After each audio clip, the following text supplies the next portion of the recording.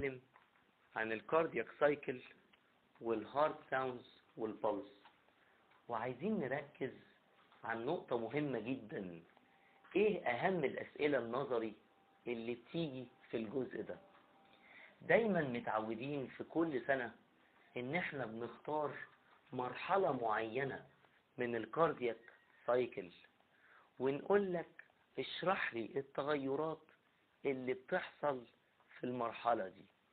يعني مثلا هاجي هقول لك الكاردياك سايكل 8 فيزز، ما هو كلنا عارفينها من النظري. ايه الجديد يا دكتور في النقطة اللي انت بتقولها؟ الجديد ان انا هختار لك مثلا مرحلة معينة وليكن الايزو فوليومتريك كونتراكشن فيز، واقول لك discuss the changes occurring in this phase. علشان تشرح لي التغيرات اللي هتحصل في المرحلة دي لازم تبقى مبرمج وعارف ايه النقط اللي انا لازم اجاوب فيها. لازم اتكلم على 7 نقط اساسية. اول نقطة تهمني atrial pressure، الضغط في الاتريوم اخباره ايه. وتاني نقطة ventricle pressure and ventricle volume. تالت نقطة هي الاورتيك pressure، لازم اتكلم عليها كويس. ولازم كمان اتكلم على الفالفز، سواء الاي في او السيميليونر مفتوحين ولا مقفولين. واتكلم عن الهارت ساوندز. واخر نقطة هتكلم عليها هي الاي سي جي. فندي مثال للي احنا بنقوله. هيقول لك اشرح لي التشينجز اللي حصلت في الايزو فوليومتريك كونتراكشن فيز. تعالوا نفهم الاول معنى الكلمة. ايزو فوليومتريك معناها الفوليوم اوف بلاد ان ذا فنتريكل ثابت. ثابت دي معناها ايه؟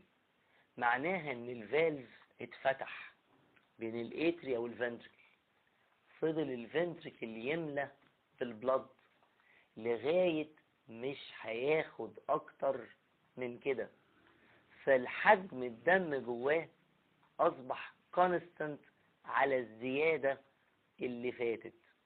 فالكلمة دي غششتني الفنتريكل فوليوم كونستانت، ودي احد البوينتس اللي انا لازم اعلق عليها. كونتراكشن المقصود بيها زيادة البريشر on the ventricle wall، ودي لازم نبقى عارفينها كويس. وهنا في نقطة احب ابينها لطلبة سنة اولى. الناس فاهمة معلومة غلط، فاهمة كونتراكشن يعني الفنتريكل يضخ البلد. لا، كونتراكشن معناها ضغط الدم على الوول، لكن عشان اطلع الدم لبره دي معناها ايجكشن. نرجع لموضوعنا. ايه هي اللي تشينجز اللي هتحصل؟ اتريال بريشر، تتوقعوا ايه من غير حفظ؟ الضغط جوه الفنتريكل زاد. لما زاد هيبتدي يضغط على الفالفز، يبتدي يزقها لفوق، يطلعها لفوق. اللي مكتوبة دايما في كتاب النظري bulge of AV valve. الفالف بقى عامل زي القبة، ابتدى يعلى في مكانه. لما ابتدى يعلى معنى الكلام ده ان هو حبس البلد في الاتريوم في سبيس ضيقة. يبقى معنى هذا الكلام ان هو زود البريشر اوف بلاد ان ذا اتريوم، ودي نقطة مهمة جدا. يبقى atrial pressure هقول increases due to bulge of the AV valve. يبقى دي النقطة الأولى. النقطة الثانية ventricle pressure increases، باينة من العنوان كلمة contraction. النقطة الثالثة ventricle volume is constant. ليه؟ لأنه ثبت على الزيادة اللي فاتت. أخبار الأورتيك بريشر إيه؟ قاعدة جميلة لازم نقولها قبل ما نجاوب على السؤال ده، إن طالما الأورتيك فالف ما اتفتحش يبقى الأورطة بتوزع البلاد اللي جواها للتيشوز، يبقى البريشر جواها عمال يقل لأن هي بتفرط في البلاد إلى التيشوز اللي هي محتاجاه. عشان كده دايما قاعدة أساسية بتتقال في الكاردياك سايكل عايزين نعرفها: aortic pressure decreases because blood moves from the aorta to the periphery. تلاقيها استنباط طول الوقت عمالين بنحكيها طول ما احنا ماشيين في الكاردياك سايكل.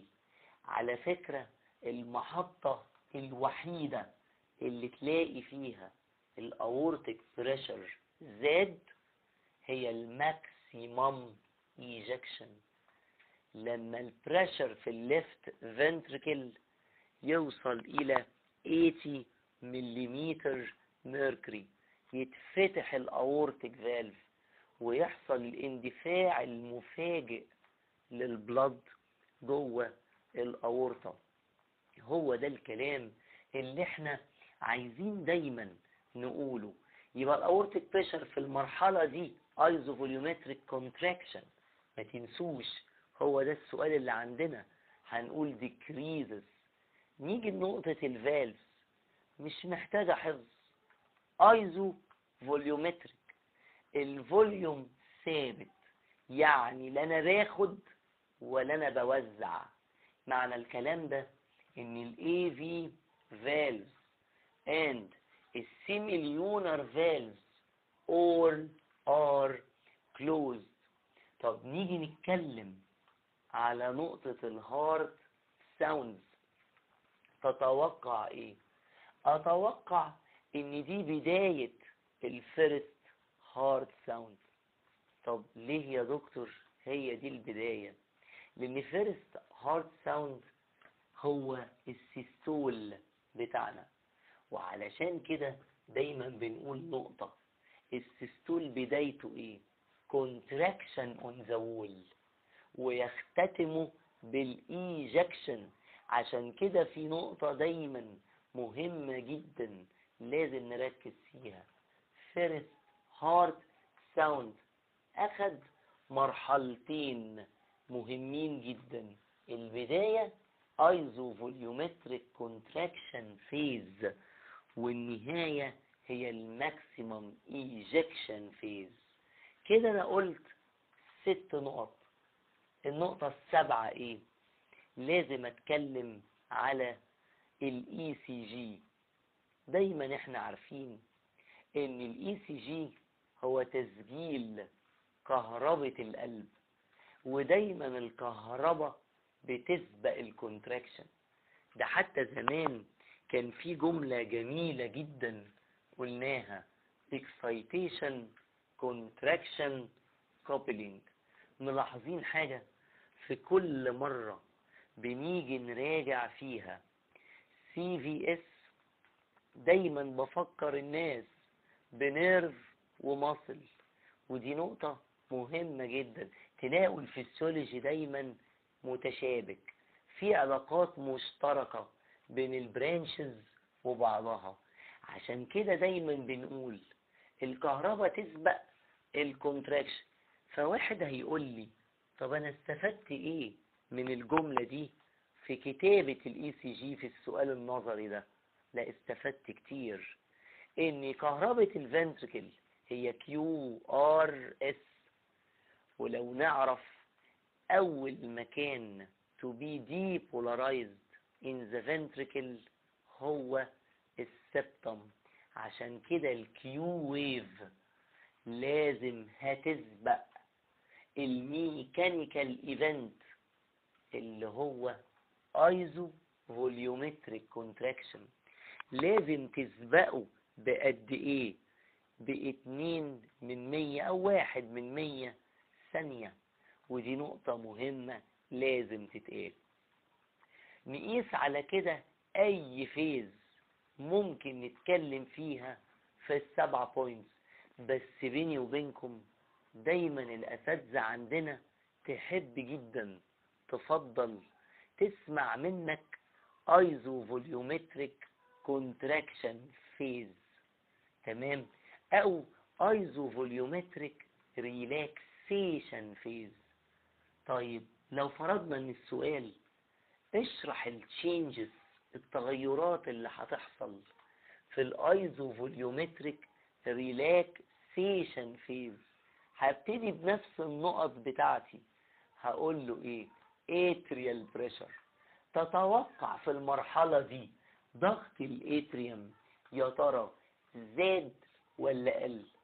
الكلمة اسمها relaxation of the ventricle. الفنتركل بيمهد نفسه انه هو يملى من الاتريوم، يبقى لازم الاتريال بريشر نكتب increases. وبين قوسين هقول له بسبب الفينوس ريتيرن، ودي نقطة أولى. النقطة الثانية هتكلم على الفنتريكل بريشر، هقول decreases. يا جماعة ده أنا بقول relaxation، عايز أملى، يبقى لازم البريشر اللي جوايا يكون أقل علشان آخد. طب أخبار الفنتريكل فوليوم إيه؟ طب ما هو كونستنت، واللي قال لي كده كلمة ايزو. ونرجع تاني ونقول كأن كلمة ايزو غششتني كلمتين، كلمة الفوليوم ثابت وريلاكسيشن قال لي ان البريشر قليل.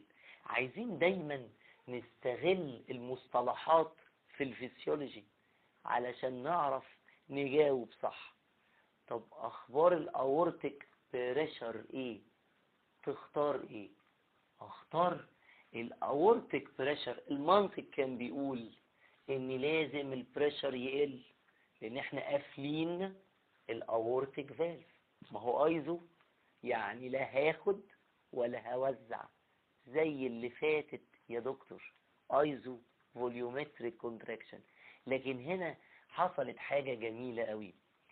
اول ما انت قفلت الاورتيك فالف، خلي بالك انت قبل كده كنت فاتح الاورتيك فالف، لما جيت وقفلته فجأة الاورطة اتصدمت. فين البلد اللي كان بيخش لي؟ فالاورطة عملت ايه؟ عصرت نفسها squeeze itself by elastic recoil. ما هي فيها elastic fibers كتيرة، فلما عصرت نفسها زودت البريشر جواها. زودته ليه؟ علشان يبقى فيه فرق ضغط، pressure gradient for blood flow to all the tissues. سموا الظاهرة دي في الكتاب عندكم فينكاسل effect. على فكرة هي بتتنطق كده فين كاسل، هي بالرغم انها بتتكتب دبليو بتتنطق في. وطبعا دي كلمة ألماني، للناس اللي خدوا ألماني منكم عارفين الكلام ده في اللغة. وفينكاسل معناها إيلاستيك ريكويل. على فكرة لو السؤال ده اتسألته فينكاسل إفكت لازم أجاوب إجابة مهمة قوي، إن الأورطة بتحوش البلد جواها كبوتنشال انرجي.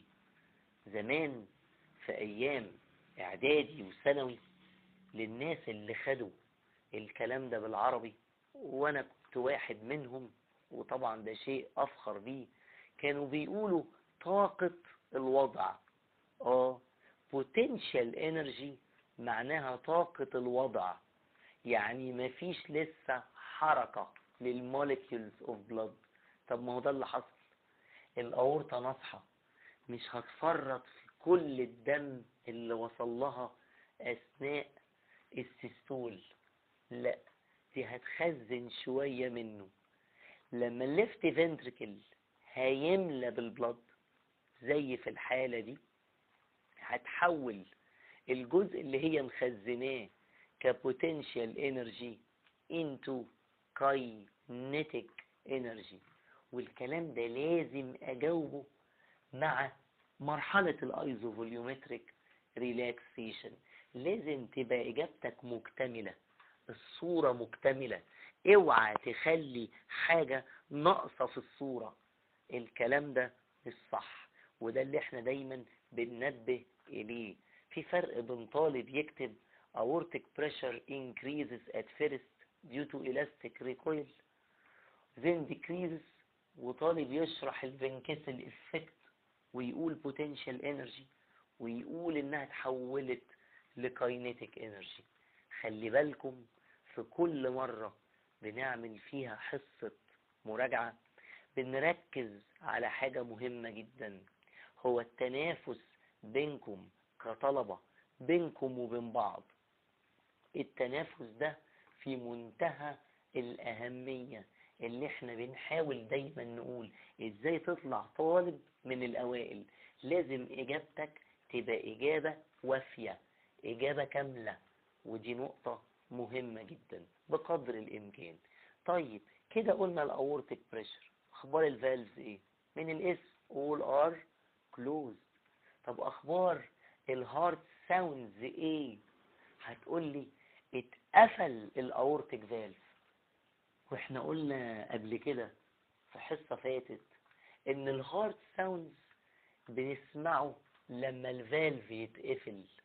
لو أنا جبت باب ورزعته فجأة هتسمع صوت، بعكس باب لو فتحته القفل يعمل لي دايما صوت. عشان كده هتسمع second heart sound diastole.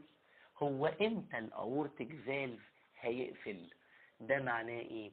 ده معناه انك انت في مرحلة الفيلنج دلوقتي، في مرحلة الدايستول.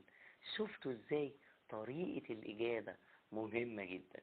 لازم يبقى اجابتك عناوين بوينتس، وبقول اوعى تجاوب الاجابة في باراجراف.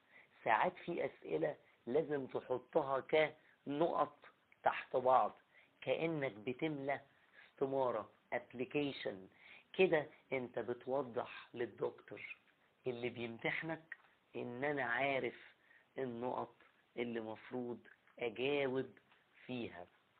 الكلام ده على فكرة مهم جدا ولازم كل مرة بنركز عليه. تاني سؤال في الحصة بتاعتنا النهاردة هنتكلم عن الهارت ساوندز. سؤال النظري ما بيبقاش سمع لي الهارت ساوندز، قول لي ايه هو الهارت ساوندز. لا، السؤال النظري بيركز على فكرة physiological and pathological splitting of heart sounds. ممكن ناس من اللي قاعدين يقولوا لي يا دكتور السبليتنج ما اتقالش عندنا في كتاب الاسم بدرجة كافية. ازاي يجيبوه سؤال؟ ان هم في المحاضرة بيستكملوا النقص اللي في الكتاب عشان الناس تحضر. خلينا في موضوعنا. سبليتنج معناها ايه مبدئيا؟ ان الصوت اتسمع كأنه اتنين. المعروف ان الفيرست هارت ساوند هتسمع كأن واحد بيوشوشك ويقولك لب، لان الفيرست هارت ساوند بيبقى سيستول، والسيستول ده بيبقى معناها ايه؟ معناها انه اتقفل الاي في فالفز، مايترال وتراي كاسبت. نتخيل التو فالفز كأنهم بابين اتقفلوا في وقت واحد فتسمعوا كصوت واحد. لكن هنا بقول سبليتنج معناها ان باب اتقفل قبل باب تاني. طب الكلام ده ممكن يحصل نورمال؟ ايوه، during inspiration. وانا باخد نفس عميق هنلاقي بقى الديافرام نزل لتحت، كلام بقى respiration.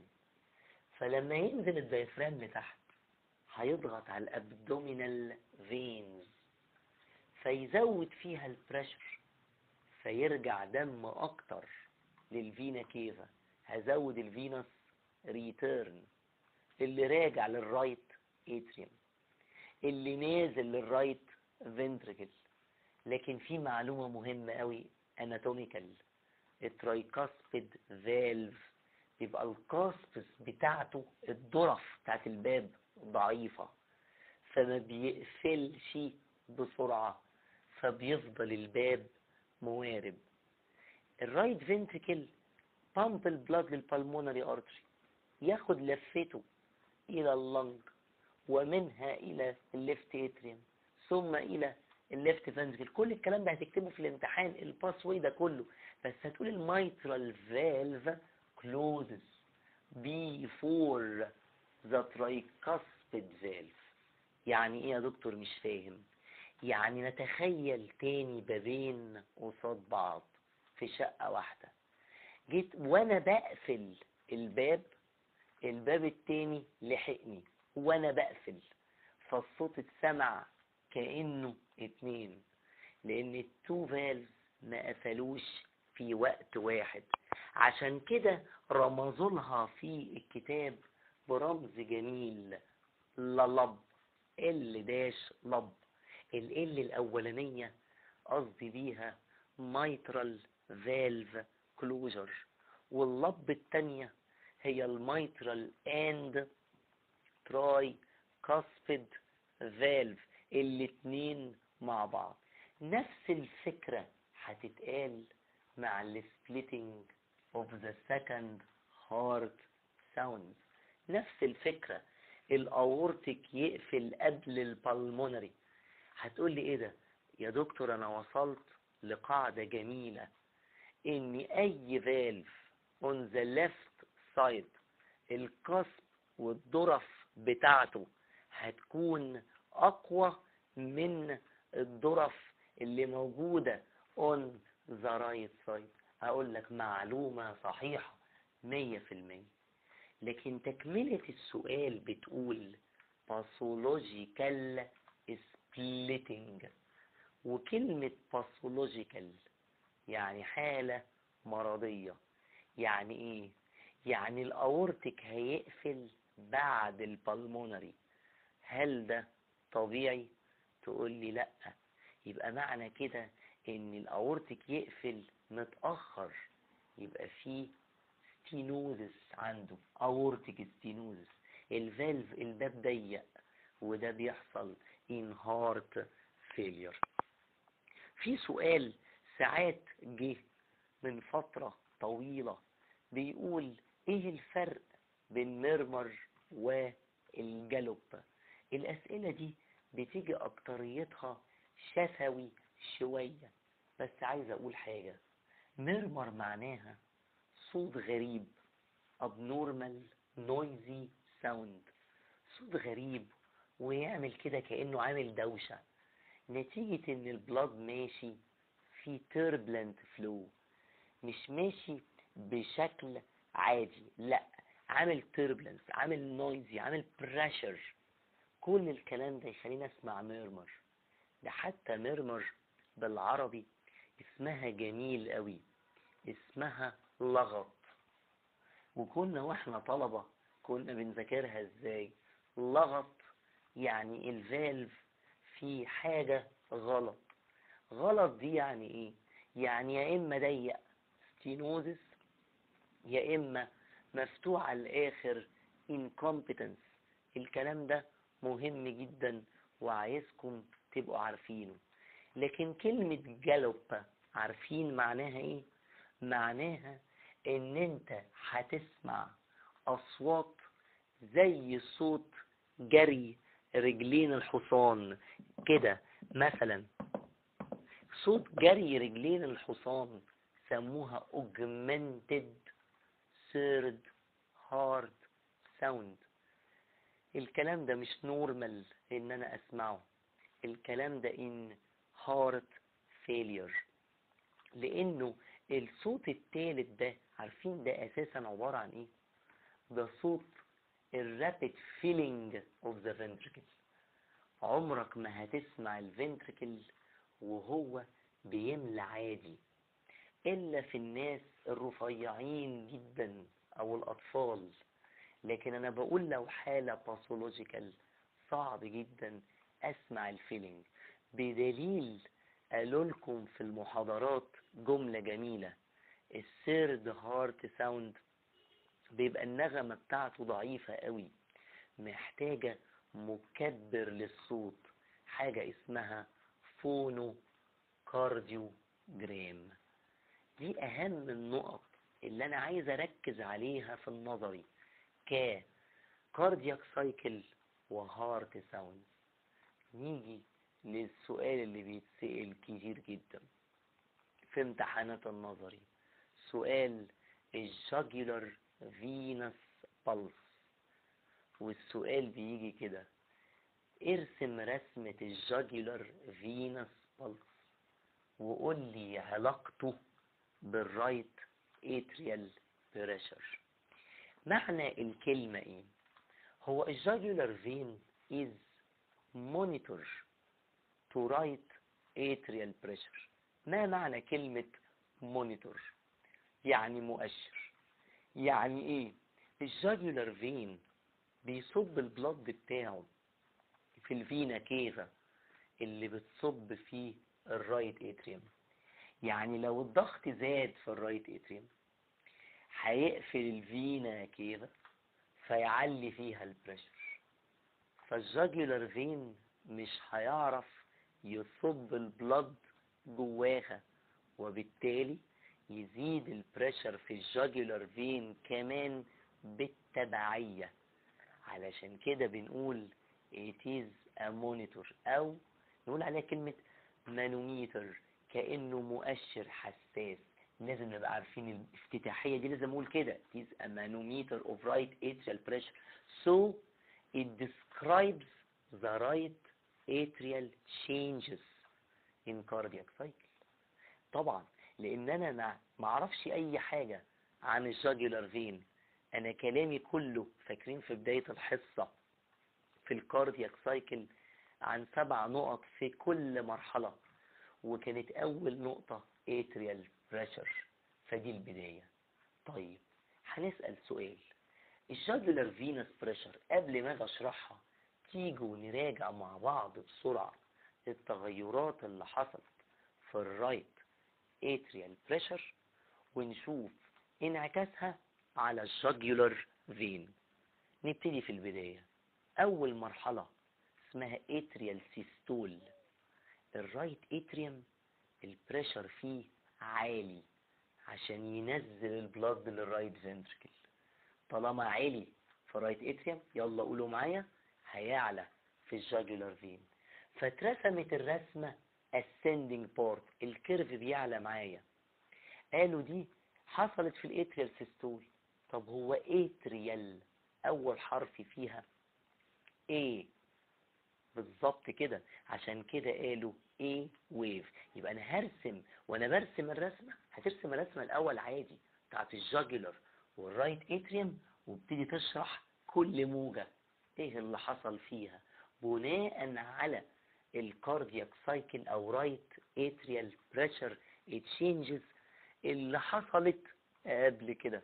ده كلام مهم جدا وكلام كبير جدا. يبقى دي اول حاجة الاي ويف. اسأل سؤال: بعد ما الاتريوم نزل البلد في الرايت فنتركل يرجع البريشر جواه يقل لانه نزل الدم اللي جواه، فانت عملت ايه ويف تنزل لتحت. تمام. نيجي للفيز التانية ايزو فوليومتريك كونتراكشن فيز. من اسمها البريشر زاد في الفنتركل، فاكرين عمل بلج قبة للاي في فالف، زاد البريشر في الرايت اتريوم انعكس على الجاجولار فين، فبالتالي رجع الكيرف يعلى تاني زي ما هي واضحة قدامكم في الرسمة، بس هنا رمزنا له بالرمز سي. ودي النقطة اللي الناس استغربت لها. هو يا دكتور الويف بيتسمى برموز معينة حسب كوزس بتاعته. طب هو السي دي نتيجة ايه؟ قالوا كاروتيد بريشر ويف ترانسميتد، اتنقلت للجاجولار فين. فالناس هتسأل ايه هي علاقة الكاروتيد ارتري بالجاجولار فين؟ هل في علاقة بين الاتنين؟ ايوه في علاقة. اناتومي سنة تانية هتاخدوا فيه شيس في النك.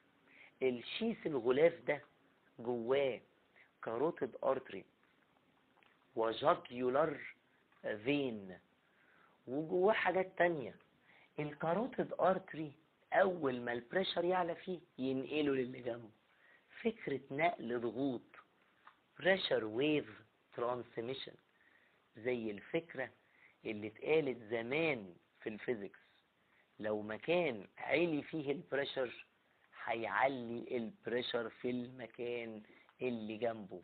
ده كلام في منتهى الأهمية، عايزين نركز عليه. عشان كده سميناها سي ويف. كل الكلام ده لازم تقوله. يعني انت هتقول الويف، هتقول سببها ايه، حصلت في انهي مرحلة مع الكاردياك سايكل، وتالت حاجة ليه اتسمت بالرمز ده. ده مش بس كده، وهنقول السيجنيفيكانس كمان، يعني الأهمية ان انا عرفتها بالارتفاع ده او بالطول ده. لو زادت نفكر في ايه؟ ده لسه. عشان كده لازم تتبرمج على حل أسئلة النظري. أسأل سؤال، هو احنا متعودين ان اي ويف بتعلى وبعد كده بتنزل زي ما حصل مع الاي ويف. فايه اللي هيحصل هنا؟ المرحلة اللي بعد كده ماكسيمم ايجكشن فيز. بس هنا مش عايز الناس تغلط، انا هنا ما بتكلمش على ليفت فنتريكل، انا بتكلم على رايت فنتريكل. ليه؟ لان الرايت فنتريكل ده هو اللي كونكتد بالرايت اتريوم. لما يعلى الضغط في الرايت فنتريكل عمل بلج للترايكاسبيد فالف.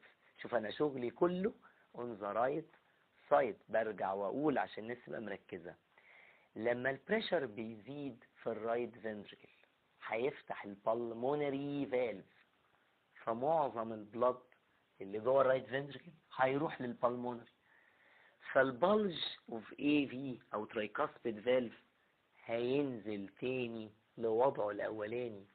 ما هو ما فيش حاجة ضغط عليه من تحت، فيرجع البلد جوه الرايت اتريوم يتوزع على مساحة اوسع، والبريشر جواها هيقل.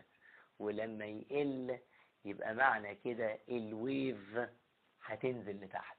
ما هو لما يقل في الرايت اتريوم يبقى هيقل كمان في الجاجولار فين. بعد كده هيحصل ايه؟ بعد الماكسيموم ايجكشن والمينيموم ايجكشن بيبتدي بعد كده الرايت اتريوم يجهز نفسه انه لازم يملى اكتر، فيزود الفينوس ريتيرن جواه. كل مرة نقول كده في كاردياك سايكل، يزيد الفينوس ريتيرن فيزيد الرايت اتريال بريشر فينعكس على الجاجولار. شوفوا قلناها كم مرة عشان تثبت في دماغ الناس وهي بتكتب نظري. عشان كده بعد كده في في ويف، وفي ويف ده رمز للفينوس ريتيرن، لرجوع الدم. وبعد كده يحصل ايه؟ ينزل مرة تانية. محطوط لكم الكلام ده في الكتاب.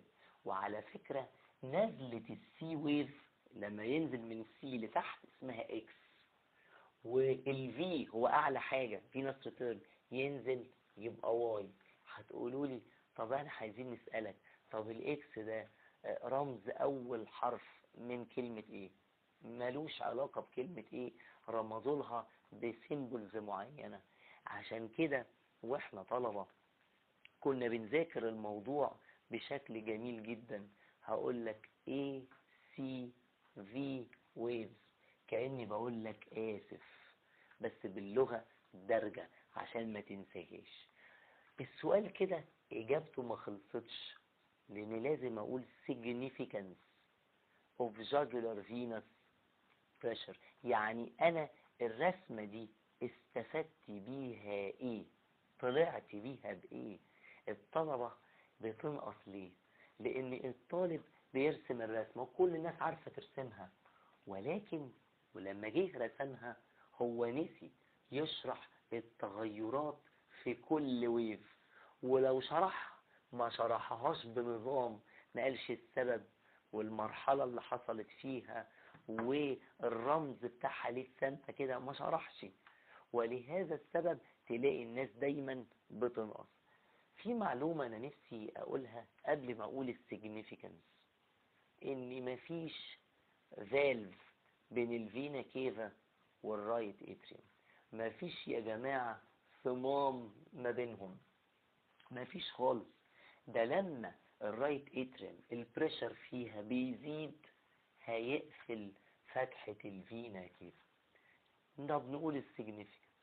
انت قلت ايه؟ وقلت سي ويف. المسافة ما بينهم اسمها اي سي انترفال. تيجي نفكر، الاي دي رمز الايه؟ اتريال كونتراكشن. طب والسي؟ بلج ترايكاسبيد فالف. امتى ترايكاسبيد فالف يعلى من مكانه؟ لما البريشر في الرايت فنتركل يزيد. كأني بقول لك العلاقة ما بين contraction of right atrium and contraction of right ventricle. زي ما في علاقة بين contraction والتاني mechanical events، ما هو في علاقة بتسبقها اللي هي excitation، علاقة الكهرباء بين الاتريوم وكهرباء الفنتركل. كأني باجي بقول لك في الاي سي جي ده بي ار انترفال. اصل البي تمثل اتريال دي بولاريزيشن، والار تمثل فنتركل دي بولاريزيشن. شوف الكلام ماشي بشكل معين، انت في الامتحان هتقولها كده على طول. AC interval represents PR interval in ECG. بس انا بحاول اطول فيها شوية عشان انا عايز الكلام ده ما يتنسيش، وعايزك وانت بتجاوب تعرف تجاوب كل حاجة، شفوي MCQ نظري. يبقى دي اول نقطة، خدت الاي والسي كمسافة. قال لي طب بقية السيجنيفيكانس هنمسك الاي لوحدها في كذا نقطة، وامسك السي لوحدها، تمام، ونشوف هيحصل ايه. نمسك الاي لوحدها. absent A wave. تيجوا نتخيل ما لقيتش A wave اساسا، معنى كده ان مفيش atrial contraction. يعني معنى كده ان انت عندك اكتر من اكتوبيك فوكس في الاتريوم. ليه فضلنا نعمل كونتراكشن لغاية ما اختفت اتريال فايبريليشن، رعشة في جدار الاتريوم. طيب نتخيل ان الاي ويف عليت، فبيقول لك ايه؟ جاينت اي ويف. نتخيل الاي ويف امتى تزيد؟ يعني الكونتراكشن عالي قوي، يعني البريشر في الاتريوم زايد ومش عارف ينزله الى الفنتركل، يعني الفالف اللي ما بينهم ضيق.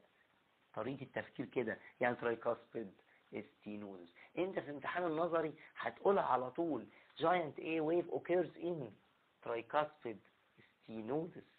بس انا عايز اطمن عليك الاول ان انت فاهمها. طيب بعد الجاينت A wave هنمسك نقطة تانية مهمة. طب لو السي ويف عليت افكر في ايه؟ افكر سي ويف عليت معناها ان البلج اوف اي في فالف زايد. ايه اللي يخلي الفالف يبقى زي القبة؟ في ضغط عليه جامد من تحت. الضغط الجامد اللي عليه جاي نتيجة ايه؟ ترايكاسبيد انكومبتنس. الترايكاسبيد فالف بيفوت، فبيعلي البريشر ويضغط على الاي في فالف. كلام كبير ومهم جدا. كل كلامنا على الاي ويف اهو امتى اختفت ولو عليت، وكلمة على السي، وكلمة على الاي سي انترفال. طب قالوا نرجع تاني ونشوف علاقة الايه بالسي. نرجع، طب لو علي الايه والسي ويف مع بعض الاتنين زادوا، ده معناها ايه؟ معناها ان الاتريوم شغال لوحده والفنتريكل كمان شغال لوحده. يعني معنى الكلام ان في AV بلوك. AV بلوك ملناش علاقة ببعض، والكلام ده هنقوله تاني في الاي سي جي، وهنعرف ان البلوك 3 ديجريز، فيرست وسكند وثيرد. يبقى انت بتتكلم على الديجري الثالثة، على المرحلة الأخيرة، ثيرد ديجري بلوك. في نقطة مهمة قوي عايز أقول عليها وأشاور عليها، لأن السؤال ده جه في امتحان دكتور شكري سنة 2005 أو 2006 تقريبا. قال جملة كانت غريبة جدا في صيغة السؤال، الناس ما فهمتهاش. قال draw temporal relationship between the right atrial pressure and jugular venous pressure curve. بمعنى ادرس العلاقة ما بين الاتنين. كلمة temporal معناها بالعربي وقتية. العلاقة الوقتية يعني في الوقت، مين يترسم الأول؟ أكيد الرايت اتريال بريشر، لأن هو اللي هينعكس على الجاجولر. فلو تبصوا على الرسمة اللي قصادكم هتلاقوا حاجة جميلة قوي ما حدش خد باله منها قبل كده، إن أنا عامل A wave of the right atrial pressure ومطلع سهم منه إلى مين؟ إلى ال A wave of الجاجولر فينوس بريشر. دايما تلاقي الاي من الرايت اتريال بريشر رسمته يبقى سهم الى رسمة الجاجلر زيها، والسي من هنا سهم للسي الناحية التانية، والفي من الرايت اتريال بريشر الى الفي ويف بتاعت الجاجلر. يعني كأنها انعكاسات او ريفليكشن. بس كلمة تمبرال معناها تايم. دول اهم الاسئلة اللي جت في الكاردياك سايكل. بيجيبوا فيز يقول لك اشرح التغيرات، مفيش حاجة اسمها اشرح لي الكاردياك سايكل كلها. الاسئلة دي اسئلة كانت قديمة قوي وانقرضت، انت كده هتاخد وقت طويل. لا، وساعات يجي لك سؤال بطريقة تانية يقول لك discuss the phases of ventricular systole. هنا جمع لك 3 فيز على بعض، اللي هي ايزوفوليومتريك كونتراكشن وماكسيمم ايجكشن وريديوزد ايجكشن. او يقول لك اشرح لي التغيرات اللي حصلت في الفنتريكولار دايستول، يبقى هتقول ايزوفوليومتريك ريلاكسيشن، رابيد فيلينج، سلو فيلينج. يعني ده اللي انا عايز اجي اقوله، ازاي ان انا اقدر امهد الاجابة لنفسي وابقى مستعد. طبعا فيهم تفاصيل كتيرة تتسأل MCQ وتتسأل شفوي، هنبقى نقولها مع حصص MCQ والشفوي. بعد كده المرة اللي جاية هناخد ونتكلم عن موضوع مهم جدا، هو موضوع ECG والاريزميا، وده موضوع مهم عايزين نركز عليه. فهمتوا قصدي ايه؟ كل الكلام ده في غاية الأهمية علشان تبقوا متدربين كويس جدا.